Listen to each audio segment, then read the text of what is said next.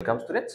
আজি আমি বীজগণিতীয় ৰাশি আৰু অভেদসমূহ এই চেপ্টাৰটোৰ যেটো ফাৰ্স্ট এক্সাৰসাইজ 9.1 আমি স্টাৰ্ট কৰিম।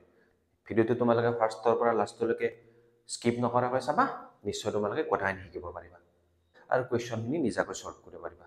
ঠিক আছে, সো আমি স্টাৰ্ট কৰো। এতিয়া অনুশীলনী 9.1 ত দিয়া আছে পূৰণফল উলিওৱা। ঠিক আছে, তো আমাক পূৰণফল উলিয়াব দিছে। ইয়াত চোৱা কি দিয়া আছে, 3x² আছে, 11xy আছে, 2/3y²। আমি যদি চাও 3x², 11x আৰু 2/3y তিনিটাই এক পদ ৰাখিবা, কাৰণ কিয় ইয়াতে এটাই পদ আছে, ইয়াতো এটাই পদ আছে আৰু ইয়াতো এটাই পদ আছে। তো মই লিখি ললো কোৱেশ্চনটো এবাৰ।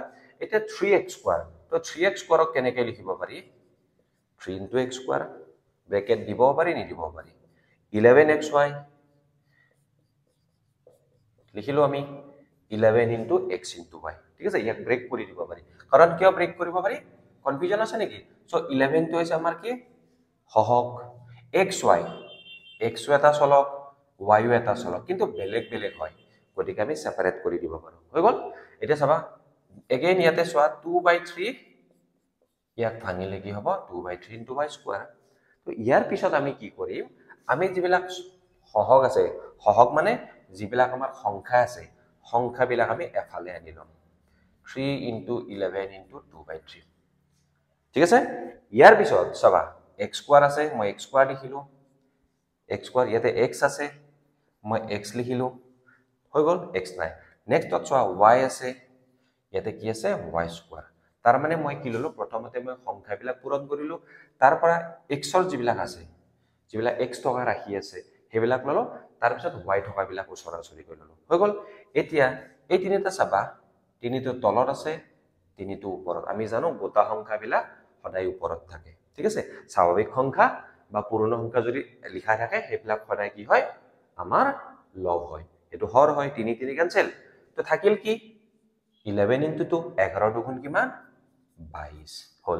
এতিয়া চাবা x² * x কিমান হ'ব, এইটো x ওপৰত কেটা 1, তাৰ মানে x এটা। সো এনেকুৱা হলে আমি কি লিখো জানানে, 2 + 1 = x³। এইটো কিহৰ মতে হয়, এইটো আমাৰ হয় সূচকৰ ধৰ্ম। সূচক কি আছিল মনত কৰিবা, এইটো কি, এইটোক আমি কওঁ ভূমি। ইংলিছত কি কয়, ইংলিছত কয় বেছ। জানা তোমালোকে ইংলিছত বেছ। যদি ভূমি একে হয় আৰু কি হয় মাজত সিহঁতৰ পূৰণ থাকে, একে ভূমিৰ সূচকৰ মাজত পূৰণ থাকে, তেতিয়ালে ভূমিটো লিখিব লাগে, আৰু যি দুটাত আমাৰ কি থাকে ঘাত থাকে, সেই দুটা আমি কি কৰিব লাগে, যোগ কৰিব লাগে। হৈছে, সেইমতে কি এটা ভূমি কি আছে, x আছে লিখিলো, ঘাত কি আছে 2 আৰু 1, 2 + 1 3, গতিকে আমি কি পালো, ইয়াতে হ'ব x⁴। ঠিক তেনেকে চোৱা ইয়াত y, এই দুটা চোৱা y * y² মানে কি হ'ব, ইয়াতো হ'ব y3, কাৰণ ভূমি একে হ'ব, ইয়াৰ ঘাত 1 আছে, ইয়াৰ 2 আছে, 1 + 2 3। এতিয়া এই পূৰণ চিনবিলাক আমি নোহোৱা কৰি দিব পাৰি। এইটো হৈছে আমাৰ উত্তৰ। ঠিক আছে, চোৱা এটা সেপাৰেট কৰি দিয়া, -5 * কি হ'ব x হ'ব, লিখিলো।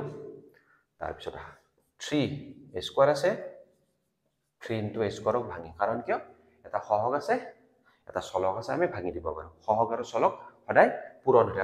মই আগতেও কৈছো 2x ক কেনেকৈ লিখা হয়, 2 * x লিখা হয়, কাৰণ কিয় x আৰু 2 বেলেগ বেলেগ, এটা সংখ্যা এটা হল। ইয়াতে চা -3, মাইনাছ থাকিলে সদায় ব্ৰেকেট দিয়া যায়, a * x লিখিলো। সেই আগৰ নিয়ম মতে সংখ্যাবিলাক আনা, সংখ্যাবিলাক ওচৰা-ওচৰিকৈ পূৰণ কৰা।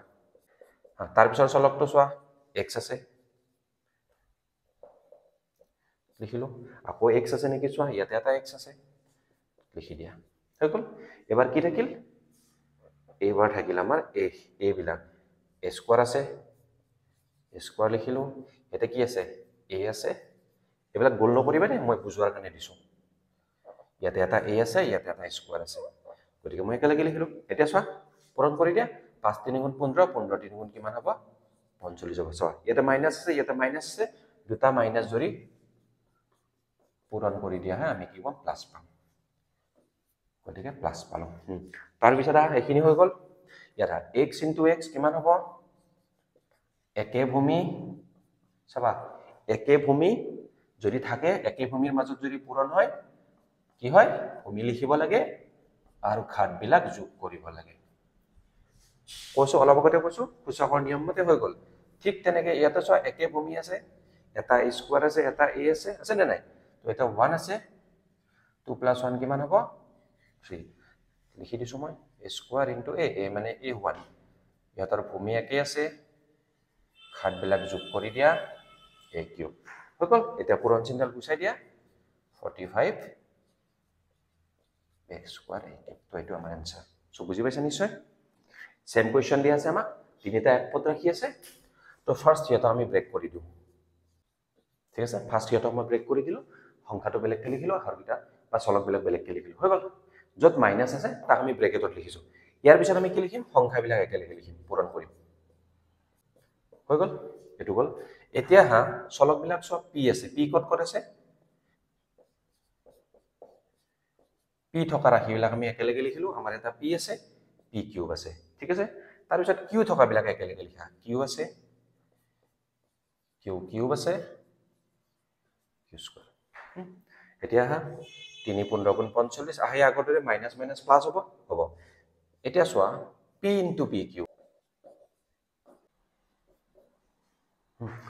হৈ গল এতিয়া p * p কিউব সূচকৰ নিয়ম মতে কি আছে a to the power m into a to the power n equal to a to the power m plus n যদি হিয়তৰ কি হয় ভূমিবিলাক একে হয় ভূমিটো লব লাগে আৰু হিয়তৰ যিবিলাক ঘাত পাৱাৰ আছে পাৱাৰ বিলাক যোগ কৰিব লাগে 1 + 3 4 তো আমি কি পালো এটো p to the power 4 আকৌ চোৱা ইয়াতে ইহতৰ আমাৰ ভূমিবিলাক একে আছে কিউ আছে কিউ লিখিলা যদি ভূমিবিলাক একে থাকে এটাই লিখিব লাগে কিউ লিখিব লাগে তো ইয়াৰ ঘাতবিলাক চোৱা ইয়াতে একো নাই মানে 1 আছে এটা 3 + 2 1 + 3 4 4 + 2 6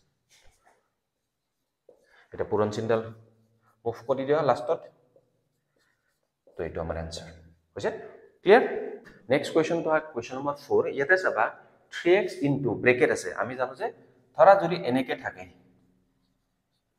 এইটো মানে কি ব্ৰেকেট মানে হৈছে পূৰণ ব্ৰেকেট চিন থকা মানে পূৰণ বুজায় ঠিক আছে ইয়াত কি আছে 3x তো কি হয় এক পদ ৰাশি হয় 5x² + 8 কি হয় দ্বিপদ ৰাশি হয় যেতিয়া এটা এক পদ ৰাশিৰে এটা দ্বিপদ ৰাশি পূৰণ কৰা হয় কেনেকৈ আমি আগবাঢ়ো সেই এক পদ ৰাশিটোৰে আমি কি কৰিব লাগে তো প্ৰথমতে মই কি কৰিম 3x ৰে প্ৰথম পদটো পূৰণ কৰিম হৈ গল দ্বিপদ ৰাশি তাৰ পিছত আমি 3x ৰে কি কৰিম দ্বিতীয় পদটো পূৰণ কৰিম মাজত যোগ চিন আছে আৰু এইটো কি বুলি কয় জানানে এইটো তোমালোকে জানা পূৰণৰ বিতৰণ বিধি মনত আছে তোমালোকৰ পূৰণৰ বিতৰণ বিধি a whole into b + c তাৰমানে a ৰে কাক পূৰণ কৰিছো b + c যেতিয়া a ৰে b + c পূৰণ কৰা হয় তাৰ অৰ্থ হৈছে a ৰে b পূৰণ কৰিছো মাজত প্লাস চিন a ৰে c পূৰণ কৰিছো তো এইটো নিয়ম মই ইয়াত লিখিছো 3x ৰে মই 5x² + 8 যদি পূৰণ কৰো 3x ৰে মই প্ৰথমতে 5x² পূৰণ কৰিম মাজত প্লাস সাইন আকৌ 3x ৰে মই 8 পূৰণ কৰিম ঠিক আছে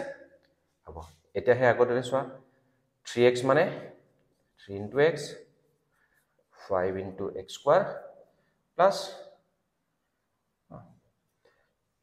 3 * x * 8 হ'ব ইয়াত চোৱা 3 5 যা 15 ইয়াত চাবা আকৌ কি আছে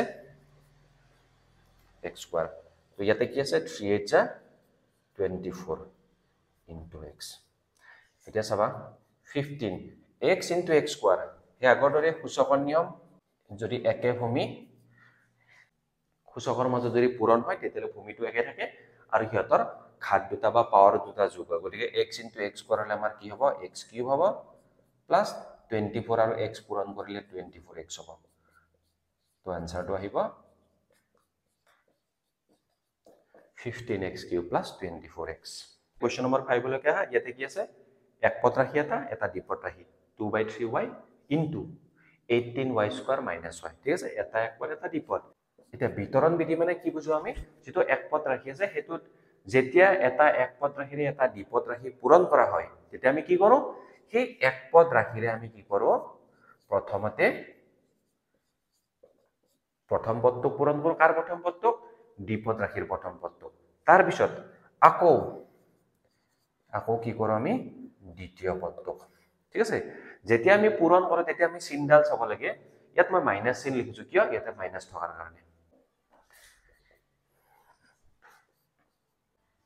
এতিয়া চাবা 2/3 ইনটু সংখ্যা দুটা মই ওচৰাওচৰিকৈ লিখিছো 2/3 ইনটু 18 তাৰপিছত কি হলে y দিলো তাৰপিছত y স্কয়াৰ দিলো হল এটো এটা বেলেগ ৰাখি আকৌ মাইনাস আহিল 2/3 ইনটু y ইনটু y চোৱা হে আগৰ দৰে y ইনটু y হলে কি হ'ব বা এনেকৈ কৰিব পাৰি এটা y কেইটা আছে ইয়াত y কেইটা আছে এটা এটা গতিকে y ইনটু y সদায় কি হয় y স্কয়াৰ হয় হল তো ইয়াতে হা 3 6 গুণ 18 তো 6 দুগুণ কিমান হল 12 হল ইয়াতে চাবা y ইনটু y স্কয়াৰ সূচকৰ নিয়ম মতে কি একে ভূমি আছে গতিকে ঘাত দুটাই যোগ হ'ব হৈ গল আমি লিখিলো y cube minus 2/3 y square